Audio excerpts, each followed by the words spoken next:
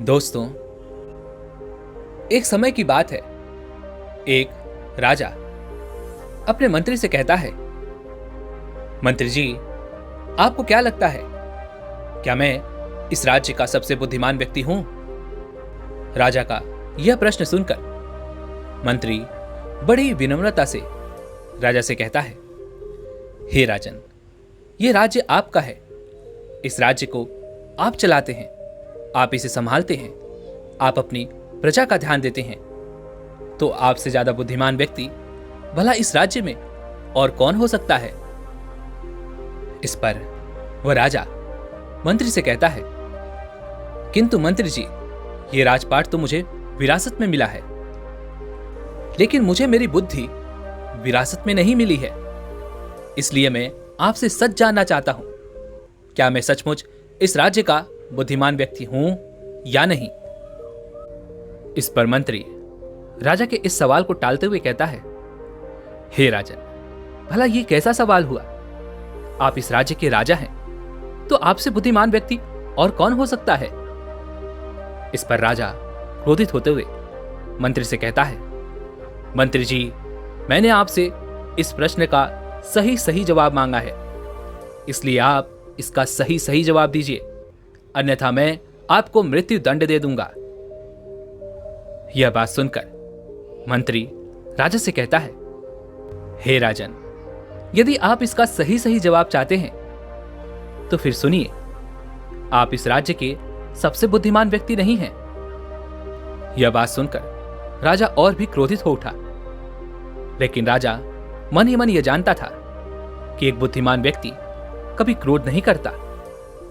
राजा ने जैसे तैसे अपने आप को शांत किया और फिर मंत्री से कहा, मंत्री जी, तो मुझे बताइए, आखिर एक बुद्धिमान व्यक्ति कैसा होता है? वो क्या सोचता है और उसके अंदर ऐसे क्या गुण होते हैं जो उसे बुद्धिमान बनाते हैं? इस पर मंत्री दोनों हाथ जोड़कर बड़ी विनम्रता से राजा से कहता है, हे राजन, मैं एक बुद्धिमान व्यक्ति नहीं हूं, इसलिए मैं आपको उनके गुणों के बारे में, उनकी बुद्धिमत्ता के बारे में कुछ नहीं बता सकता। मैं तो एक साधारण सा व्यक्ति हूं, लेकिन यदि आप कहें तो हम उन्हें ढूंढ सकते हैं, जिससे हम उनके बारे में जान सकते हैं, समझ सकते हैं, उनके गुणों को पहचान सकते हैं। इस पर राजा ने कहा, मंत्री जी, आप सही कहते हैं, लेकिन हमें ढूंढने की कोई आवश्यकता नहीं है। आप पूरे राज्य में यह ढिंडोरा पिटवा दीजिए कि जो भी बुद्धिमान व्यक्ति हो वह हमारे राज्य में आ जाए। उसे इस राज्य का राजा बुला रहा है। इस पर मंत्री राजा से कहता है, हे राजन, एक बुद्धिमान व्यक्ति कभी भी अपने आप को बुद्धिमान नहीं कहता। यदि हमने पूरे राज्य में यह ढिंडोरा पिटवा दिया कि जो भी इस राज्य में बुद्धिमान है वह राजा से आकर मिल ले, तो हर मूर्ख व्यक्ति इस राज्य में आ जाएगा। वह आपसे मिलना चाहेगा, क्योंकि हर एक मूर्ख व्यक्ति अपनी अज्ञानता के कारण अपने आप को सबसे बड़ा बुद्धिमान ही मानता है, और वह अपनी बुद्धिमत्ता साबित करने के लिए वह यहां पर अवश्य आएगा, और वह अपने आप को साबित करने के लिए हर मुमकिन प्रयास भी करेगा। इसलिए यदि आप चाहते हैं कि आप सचमुच एक बुद्धिमान व्यक्ति से मिलें, तो इसके लिए हमें कोई योजना बनानी पड़ेगी। इस पर राजा मंत्री से कहता है, योजना? किस प्रकार की योजना? इस पर मंत्री कहता है, हे राजन, मुझे कल तक का वक्त दीजिए, कल मैं आपको सारी बातें सही सही बता दूंगा। राजा कहता है, ठीक है, हम आपको कल तक का वक्त देते हैं। उसके बाद वह मंत्री रात भर केवल एक ही विचार में रहता है कि आखिर वह ऐसी कौन सी योजना बनाए जिससे इस राज्य का सबसे बुद्धिमान व्यक्ति राजा के पास आ जाए। वह रात भर केवल यही सोचता रहा। देखते ही देखते सुबह हो गई। एक बार फिर से राज दरबार लगा। मंत्री एक बार फिर से राज दरबार में पहुंचा और वहां पहुंचते ही वह राजा से कहता है, हे राजन, मैंने एक बहुत ही सुंदर योजना बनाई है। यदि हम इस योजना पर काम करेंगे तो अवश्य ही इस राज्य का सबसे बुद्धिमान व्यक्ति आपके पास अवश्य आएगा और हम उसे पकड़ सकते हैं। राजा बहुत प्रसन्न हुआ। राजा ने मंत्री से कहा, मंत्री जी बताइए, आखिर वो कौन सा तरीका है? इस पर मंत्री ने कहा, हे राजन, हम पूरे नगर में यह ढिंढोरा पिटवा देते हैं कि जो भी व्यक्ति हमारे राजा को कोई ऐसी बात बताएगा जो उन्होंने आज तक ना सुनी हो, तो हमारे राजा उसे 1000 सोने की मुद्राएं देंगे। यह बात सुनकर राजा थोड़ा सा क्रोधित हो उठा। राजा ने मंत्री से कहा, मंत्री जी आप करना क्या चाहते हैं? आप क्या चाहते हैं कि मैं कंगाल हो जाऊं? ऐसे तो कई सारे लोग होंगे जो इस नगर में होंगे और उन्हें ऐसी कई सारी बातें पता होंगी जो मैंने आज तक कभी नहीं सुनी होंगी। तो क्या मैं उन सभी को 1000 स्वर्ण मुद्राएं देता फिरूंगा? इस तरह से हमारे राज्य का पूरा खजाना खाली हो जाएगा। इस पर वह मंत्री बड़ी विनम्रता से राजा से कहता है, हे राजन, आप क्रोधित ना हो। इसका भी तरीका है। जब भी आपसे कोई बात बताएगा तो बस आप इतना कह देना कि यह बात आपने पहले से ही सुन रखी है। यदि आप ऐसा करेंगे तो आपको उसे 1000 सोने की मुद्राएं नहीं देनी पड़ेंगी। इस प्रकार से आपके सामने कोई भी आवाज नहीं उठा पाएगा। लेकिन जब वह बुद्धिमान व्यक्ति आएगा तो हमारे पास कोई अवसर ही नहीं होगा, हमारे पास कोई और रास्ता ही नहीं होगा कि हमें उसे 1000 सोने की मुद्राएं देनी ही पड़ेंगी। और जब वह व्यक्ति हमारे सामने आएगा तो हमें यह भी पता चल जाएगा कि वही इस राज्य का सबसे बुद्धिमान व्यक्ति है और फिर हम उसे पकड़ लेंगे। राजा मंत्री की बात अच्छे तरह से समझ चुका था। राजा ने मंत्री को आदेश दिया कि जाओ और पूरे राज्य में ढिंढोरा पिटवा दो कि जो भी हमें कोई नई बात बताएगा हम उसे 1000 स्वर्ण मुद्राएं देंगे। राजा के आदेश पर मंत्री ने पूरे राज्य में यह ढिंढोरा पिटवा दिया कि जो भी राजा को कोई नई बात बताएगा उसे राजा 1000 स्वर्ण मुद्राएं देंगे। यह बात सुनने के बाद नगर का हर एक व्यक्ति राज दरबार में आने लगा और वह राजा को कोई नई बात बताने का प्रयास करता।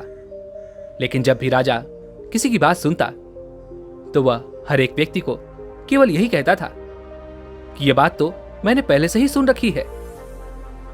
देखते ही देखते यह बात दूसरे राज्यों में भी फैल गई और वहां से भी लोग आने लगे। हर कोई राजा को नई बात बताने का प्रयास करता, लेकिन राजा अपनी ही बात पर अड़िग था। वह हर किसी के लिए केवल एक ही बात कहता, यह बात तो मैंने पहले से ही सुन रखी है। कोई नई बात बताओ जिससे राजा को 1000 स्वर्ण मुद्राएं नहीं देनी पड़ती थी और कोई भी व्यक्ति राजा का विरोध भी नहीं कर पाता था। देखते ही देखते कई दिन बीत गए। तभी एक दिन एक व्यक्ति उस राज दरबार में आया। वहां पर आने के बाद वह राजा से कहता है, हे राजन, मैंने सुना है कि जब भी आपको कोई नई बात बताता है तो आप उसे 1000 स्वर्ण मुद्राएं देते हैं। राजा ने कहा, हां, लेकिन बात नई होनी चाहिए जो मैंने कभी ना सुनी हो, तभी मैं आपको 1000 स्वर्ण मुद्राएं दूंगा, अन्यथा आप यहां से जा सकते हैं। इस पर वह व्यक्ति अर्थात वह साधु राजा से कहता है, हे राजन, ठीक है, मैं आपको एक ऐसी बात बताता हूं जो आज तक आपने कभी नहीं सुनी होगी, क्योंकि यह बात मुझे मेरे दादाजी ने बताई थी। मेरे दादाजी बताया करते थे कि हमारे परदादा बहुत अमीर थे, उनके पास बेशुमार धन था और उस समय आपके परदादा इस राज्य को चलाया करते थे। शायद आपको इसके बारे में पता ना हो, लेकिन मेरे दादाजी ने इसके बारे में मुझे अच्छी तरह से बताया है। आपके परदादा का नाम भानु प्रताप सिंह था। यह बात उसी समय की है जब हमारे पूरे राज्य में अकाल पड़ा था, जिसके अंदर लोगों को बहुत ज्यादा नुकसान हुआ। राजपाट और धन की कमी होने लगी। चारों तरफ भूखमरी छा चुकी थी। पूरे राज्य में त्राही त्राही मची थी। लेकिन उस वक्त भी मेरे परदादा बहुत अमीर थे। उनके पास बेशुमार धन था। और तभी आपके परदादा जी मेरे परदादा जी के पास पहुंचे और उन्होंने मेरे परदादा जी से 1000 स्वर्ण मुद्राएं उधार ली थी। मेरे परदादा जी मेरे दादाजी को बताया करते थे कि यदि उन्होंने वो 1000 स्वर्ण मुद्राएं हमें लौटा दी होती तो इस तरह से हम गरीब ना होते। और आज देखिए, यदि मेरे परदादा जी ने आपके परदादा की मदद ना की होती तो आज हमारे पास भी बेशुमार धन होता, हम भी अमीर होते। जिस कारण मेरे दादाजी और मेरे पिताजी ने गरीबी में अपना जीवन बिताया। और जब मुझे पता चला कि आप कोई नई बात बताने पर 1000 स्वर्ण मुद्राएं दे रहे हैं तो मैंने सोचा क्यों ना मैं भी चलूं और आपको कोई नई बात बता दूं जिससे मुझे 1000 स्वर्ण मुद्राएं मिल जाए। इसलिए मैं आज आपको यह बात बताने यहां पर आ गया ताकि आपको यह पुरानी बात पता चल सके, ताकि आपको यह पता चल सके कि आपके परदादाजी ने मेरे परदादाजी से 1000 स्वर्ण मुद्राएं उधार ली थी।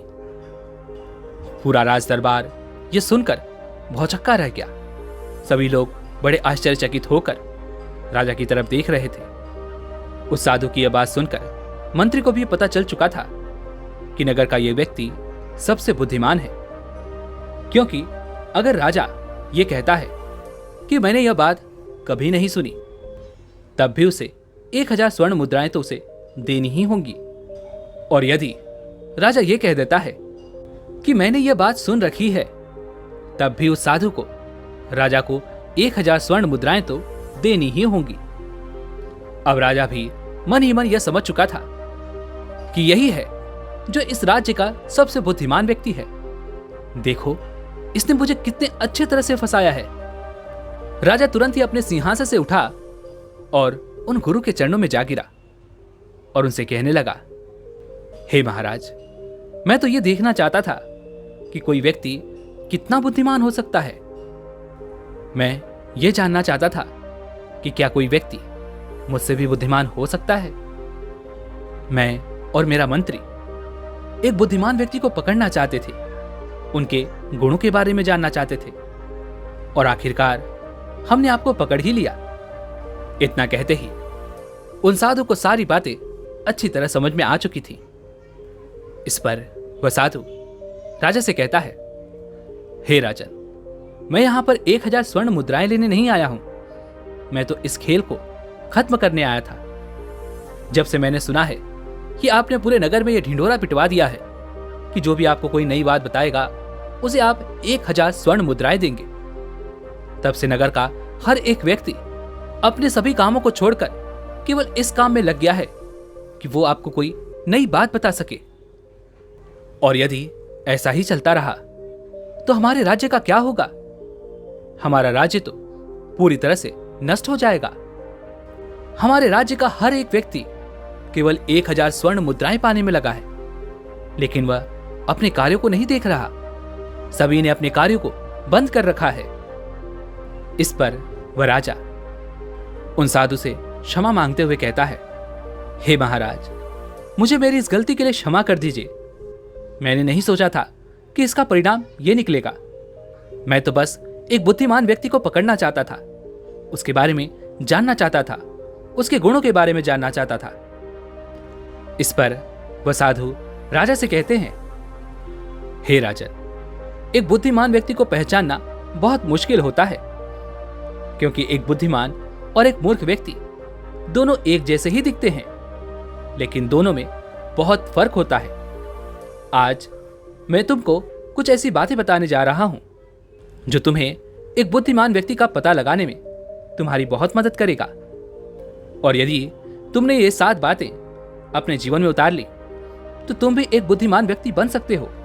इस पर वह राजा कहता है, हे महाराज, मुझे बताइए आखिर वो कौन सी 7 बातें हैं जिसे जानने के बाद मैं किसी भी बुद्धिमान व्यक्ति को पहचान सकता हूं। और तो और यदि उसे मैंने अपने जीवन में उतार लिया तो मैं भी इस राज्य का सबसे बुद्धिमान व्यक्ति बन सकता हूं।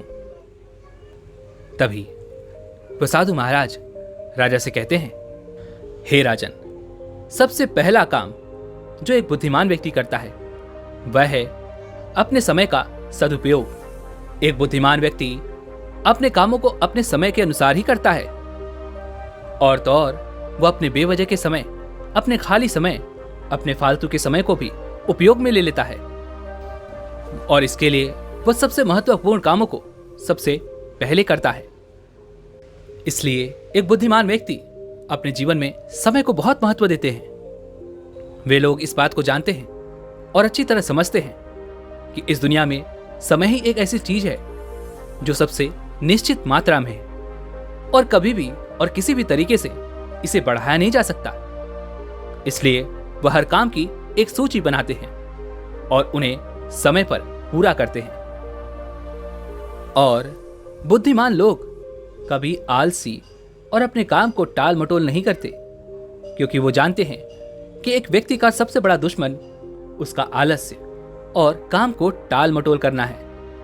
इसलिए वो इन दोनों के कभी शिकार नहीं होते, बल्कि वो अपने काम को सही समय पर करने की आदत डालते हैं। वे जानते हैं कि ये दो आदतें इंसान को कभी आगे नहीं बढ़ने देती और वह अपने जीवन में कभी सफल नहीं हो पाता।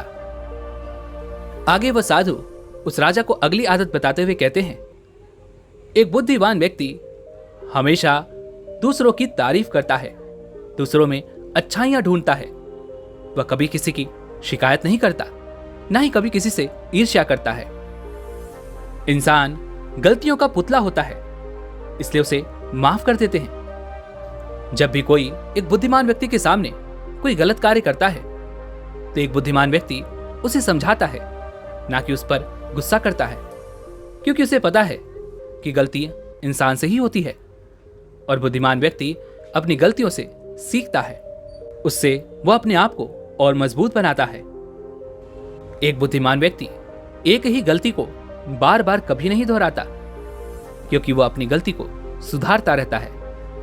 वहीं पर दूसरी तरफ जो व्यक्ति मूर्ख है वह बार बार एक ही गलती दोहराता है और वह कभी भी अपनी गलतियों से सीखने का प्रयास नहीं करता, वह कभी आगे बढ़ने का प्रयास नहीं करता।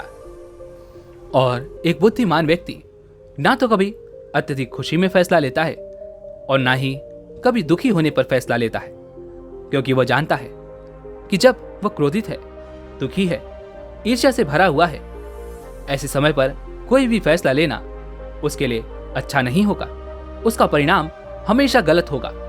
जैसे जब कोई व्यक्ति अत्यधिक क्रोधित होता है, ऐसे समय पर जब वो कोई फैसला लेता है तो उसका परिणाम हमेशा उसके लिए गलत ही निकलता है, जिसका पछतावा उसे बाद में होता है।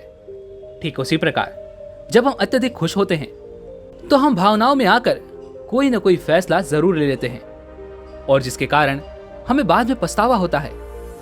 इसलिए ऐसे समय पर हमें कभी भी कोई भी फैसला नहीं लेना चाहिए, और एक बुद्धिमान व्यक्ति इस बात को भली भांति जानता है। इसलिए जब भी उसे कोई फैसला लेना होता है तो वह शांति से बैठकर सोच समझकर फैसला लेता है। उस फैसले के दोनों परिणाम क्या होंगे, अच्छा और बुरा, उन दोनों परिणाम के बारे में वह पहले से ही सोच लेता है, और उसके बाद ही वह एक निष्कर्ष पर पहुंचता है और वह एक फैसला ले लेता है, जिसका परिणाम हमेशा सुखद होता है, जिसका परिणाम हमेशा लाभदायक होता है।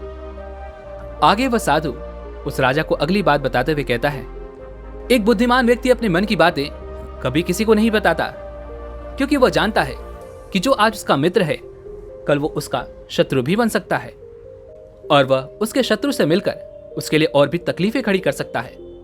इसलिए चाहे उसकी कमजोरियां हो या फिर उसकी ताकत हो, वह कभी भी अपने मित्रों के साथ भी उसे साझा नहीं करता, क्योंकि उसे यह बात भली भांति पता है कि यदि उसने आज भावनाओं में आकर उसने किसी को भी यह बात बता दी तो वह आगे चलकर बुरा फंस सकता है, जिससे उसे आगे चलकर परेशानियां झेलनी पड़ सकती हैं, तकलीफें उठानी पड़ सकती हैं। जबकि एक आम इंसान हमेशा अपने जीवन में बार बार इसी गलती को दोहराता रहता है। वह अपने करीबी लोगों को अपनी कमजोरियां, अपनी ताकत, अपने घर के भेद वह बताने से चूकता नहीं है, और फिर बाद में इन्हीं सब के कारण वह तकलीफें झेलता है, दुख झेलता है, परेशानियां झेलता है और फिर वह दूसरों को दोष देने लगता है। और वहीं पर एक बुद्धिमान व्यक्ति यह अच्छी तरह जानता है कि यदि हम घर के भेद दूसरों को बताएंगे तो इससे हमारा ही घाटा है, इससे हमारा ही नुकसान है।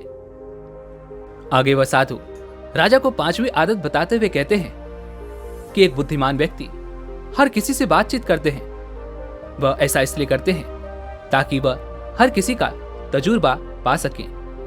वह इस बात को भली भांति जानते हैं, किसी भी क्षेत्र का एक तजुर्बेदार व्यक्ति उन्हें केवल कुछ मिनटों में ही वो ज्ञान दे सकता है जो उन्हें पूरे जीवन में ना मिले।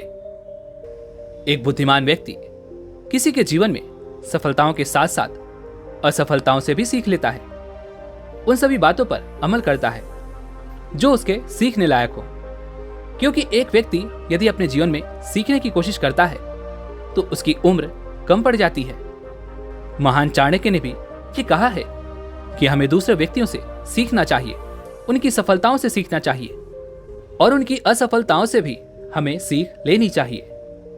आगे वह गुरुवर उस राजा को अगली आदत बताते हुए कहते हैं, एक सफल और एक बुद्धिमान व्यक्ति अपने किसी भी कार्य को शुरू करने से पहले कभी किसी को नहीं बताते जब तक कि उनका कार्य सफलतापूर्वक पूर्ण ना हो जाए। क्योंकि वो जानते हैं कि यदि किसी को भी उनके कार्य की भनक तक लग गई तो ऐसे में उसके शत्रु उस कार्य को रोकने का हर मुमकिन प्रयास कर सकते हैं, उसके लिए विघ्न डाल सकते हैं, तकलीफें खड़ी कर सकते हैं, जिससे उसे दुख झेलना पड़ेगा, तकलीफें उठानी पड़ेंगी। और यही कारण है कि एक सफल और एक बुद्धिमान व्यक्ति कभी भी अपने कार्यों को शुरू करने से पहले या उन कार्यों को पूर्ण होने तक कभी भी किसी को कोई बात नहीं बताता। वहीं पर एक असफल व्यक्ति अपने कार्यों को शुरू करने से पहले ही उस कार्य को लेकर बड़ी बड़ी डींगे हाँकने लगते हैं। मैं ऐसा करूंगा, मैं वैसा करूंगा, मैं इस तरह से करके दिखाऊंगा, मैं उस तरह से करके दिखाऊंगा। लेकिन जब कुछ दिनों बाद वो उस कार्य को पूरा नहीं कर पाते तो ऐसे में आसपास के लोग जिनके सामने उन्होंने उतनी बड़ी बड़ी डींगे हाँकी होती हैं, वे लोग उनका मजाक बनाते हैं, उनकी हंसी उड़ाते हैं। आखिरी में वो गुरुवर राजा को आखिरी आदत बताते हुए कहते हैं, एक बुद्धिमान व्यक्ति कभी भी अपने आप को बुद्धिमान नहीं कहता, क्योंकि उसे दूसरों से सीखना अच्छा लगता है और वह दूसरों की बातों से, दूसरों के अनुभव से हमेशा सीखता ही रहता है। जबकि एक असफल और एक मूर्ख व्यक्ति हमेशा अपने आप को बुद्धिमान समझता है। उसे लगता है कि उसे सब कुछ का ज्ञान है, लेकिन इसी कारणवश वह कुछ नया नहीं सीख पाता, वह कुछ नया कर नहीं पाता और वह अपने जीवन में जहां है वहीं रह जाता है। लेकिन एक बुद्धिमान व्यक्ति दुनिया की हर एक चीज सीखने का प्रयास करता है, फिर चाहे उसे वह सिखाने वाला उम्र में उससे छोटा ही क्यों ना हो। लेकिन वह बुद्धिमान व्यक्ति कभी भी सीखने से पीछे नहीं हटता। वह कभी यह नहीं कहता कि मुझे सब कुछ आता है, बल्कि वह हमेशा यही कहते हैं कि मैं तो कुछ नहीं जानता। और वह शांति से दूसरों की बातें सुनते रहते हैं, उनसे सीखते रहते हैं। लेकिन एक असफल व्यक्ति, एक मूर्ख व्यक्ति, जब उसके सामने कोई उसे ज्ञान की बातें बताता है तो वह बीच में ही बोल पड़ता है। वह अपने ज्ञान को साबित करना चाहता है, वह अपने आप को सर्वश्रेष्ठ साबित करना चाहता है, जिस कारण वह उस ज्ञान को अर्जित नहीं कर पाता, वह उस सीख को अर्जित नहीं कर पाता। और यही कारण है कि एक सफल व्यक्ति हमेशा सफल होता रहता है और एक असफल व्यक्ति जीवन भर जहां है वहीं का वहीं रह जाता है। आगे वह साधु उस राजा से कहते हैं, हे राजन, आपने बहुत अच्छा तरीका निकाला था एक बुद्धिमान व्यक्ति को पकड़ने का। यदि आप सभी लोगों को यह बताते कि कोई बुद्धिमान हो और हमारे राज्य में आ जाओ तो बहुत सारे मूर्ख लोग यहां पर आ जाते और वो अपने आप को सर्वश्रेष्ठ साबित करने का हर मुमकिन प्रयास करते। लेकिन एक बुद्धिमान व्यक्ति यहां कभी नहीं आता, क्योंकि वो अपने आप को कभी बुद्धिमान मानता ही नहीं है और यही उसका सबसे बड़ा गुण है। इसलिए यदि आपके भीतर ये 7 आदतें हैं तो आप भी एक बुद्धिमान हैं, और यदि नहीं है तो इन 7 आदतों को अपनाकर आप भी एक बुद्धिमान व्यक्ति बन सकते हैं। इतना कहकर वो साधु वहां से चले जाते हैं और उस राजा को भी यह पता चल जाता है कि वह इस राज्य का सबसे बुद्धिमान व्यक्ति नहीं है। दोस्तों, उम्मीद है कि आपने आज की इस वीडियो से जरूर कुछ न कुछ सीखा होगा। तो इस वीडियो को लाइक और अपने दोस्तों के साथ शेयर करना ना भूलें और हमें ऐसे ही सपोर्ट करने के लिए चैनल को सब्सक्राइब और घंटी बटन को जरूर दबा दें। तो चलिए मिलते हैं ऐसे एक और वीडियो में, तब तक के लिए अपना ख्याल रखें। धन्यवाद।